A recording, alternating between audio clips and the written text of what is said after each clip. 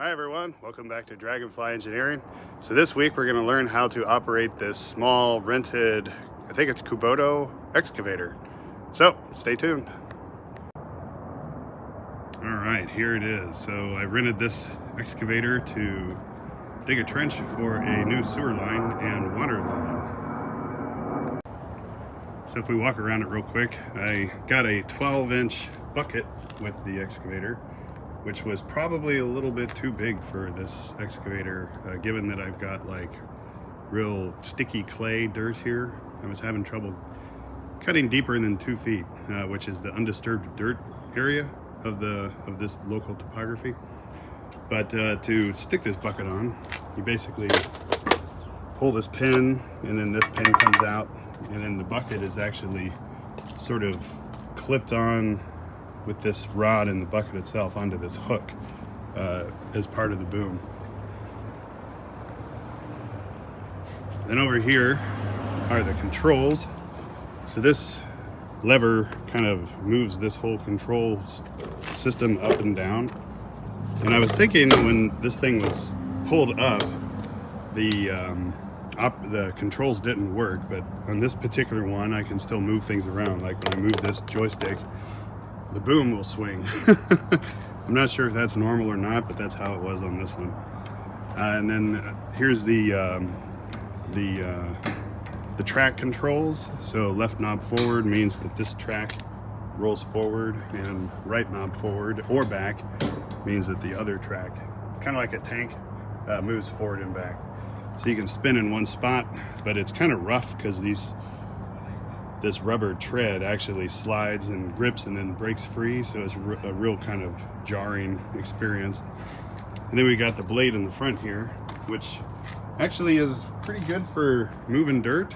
You can see I kind of cleared out a path next to my trench here. But the main thing that this blade is good for is to stabilize the body of the excavator when you're digging.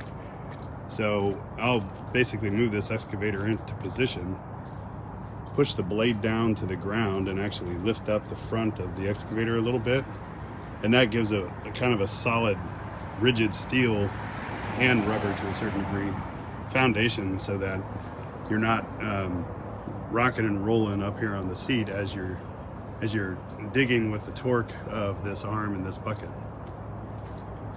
And then to control the boom itself, this joystick, when you move left to right, will swing the entire carriage or body of the excavator left to right, like rotating around basically the driver's seat. And this knob, when you move forward and back, will swing the front end of the boom forward and back like this. Then over here, this is more of the bucket control knob. So when you move this knob forward or back, you're actuating this upper cylinder, which is moving the wrist or forearm forward and back. So this is where you kind of reach out and grab your new bite of dirt that you're digging. And then finally, with this knob over here, left to right will curl the bucket or actuate this cylinder, which brings the bucket to curl up with a load of dirt, or to extend all the way out to grab your next load of dirt, or to scrape. And then the final control, oh, actually there's two more controls. So raise and lower the blade or the bulldozer attachment. You pull this knob forward and back. And then the final thing, which is kind of interesting, is this pivot for the boom right here, or the arm. I'm not sure about terminology because I've been using this for 1.5 days, about 2 days now, so I'm not at all an expert. So with your foot,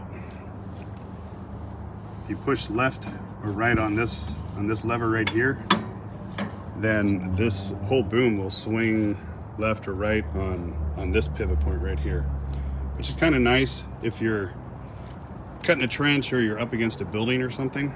Then you can actually get your cut line to be off center from the actual base of your tracks. If you use this knob over here and you turn it to the left, then the whole carriage, or the whole, I guess, carriage of the excavator will rotate, but then you can rotate this pivot back this way. So effectively, instead of having your center of cut or your boom lined up straight with the machine, you can offset the center of cut basically beyond your tread there, so that you can do side cutting. So if we're cutting a trench right here, then this is the orientation. But if there's some obstruction and you can't get the excavator over here or straddling your trench, then you can spin the carriage and then pivot your boom back and then offset your cut to be here. I got some examples I can show you. Anyway, so let's see this thing in operation.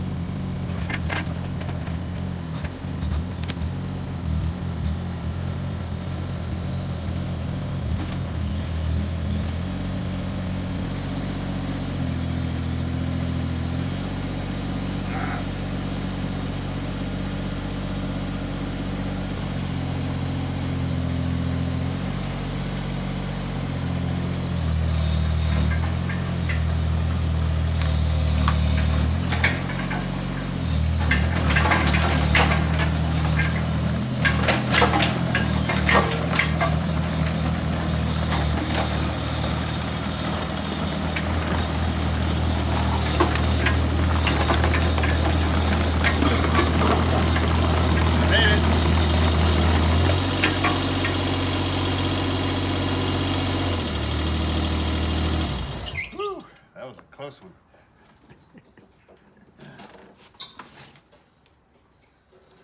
How did our plant survive?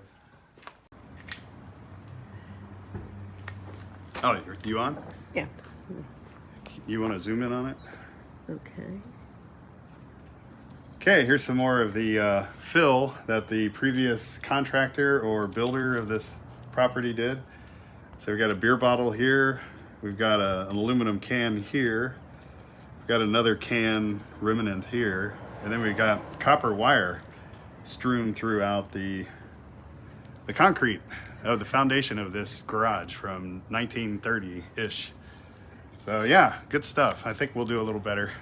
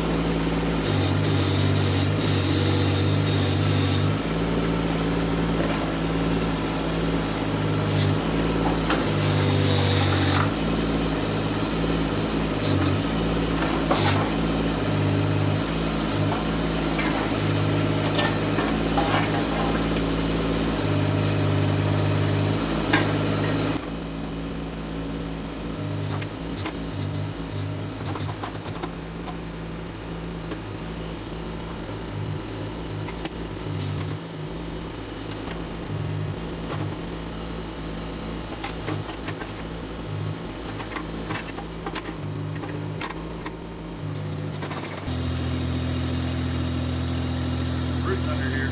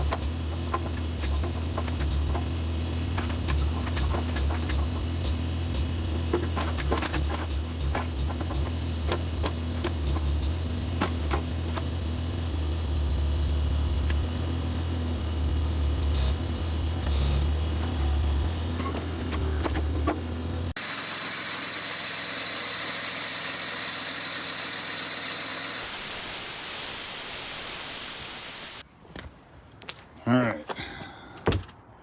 So I hadn't filmed an outro, so we'll do it right now. So I jackhammered up a lot of the concrete. This was pretty rough to jackhammer through. It's extremely hard concrete. And as you saw when I was showing the operation of the excavator, there's a hard chunk of concrete that I couldn't actually cut through with that excavator right here, but I continued digging there. I also discovered that about 2 feet down, the dirt gets really sticky and compact, which is called undisturbed earth, and it's like twice as hard as disturbed earth, which is the top 2 feet. So I need to rent a 3-ton excavator. The one that I did rent was a 1.5 ton, so that it would fit through the gap between the house and the garage. So probably next weekend I will rent a twice as big excavator to finish the sewer trench out to the garage and under the garage. But yeah, so this is excavator experience 1.0. You can see in the front here, we got a deeper trench going off to the connection of the sewer. So this is going to be about 4 feet deep. As you can see, there's lots of roots from this palm tree and the other palm tree, which I guess you can't see here at night, but which we cut out. I contributed to a decent amount of roots as well in that end of the mouse. Anyway, so there'll be more updates to the garage construction and maybe Excavator 2.0 coming up. So thanks for watching Dragonfly Engineering. See you next week. Bye-bye.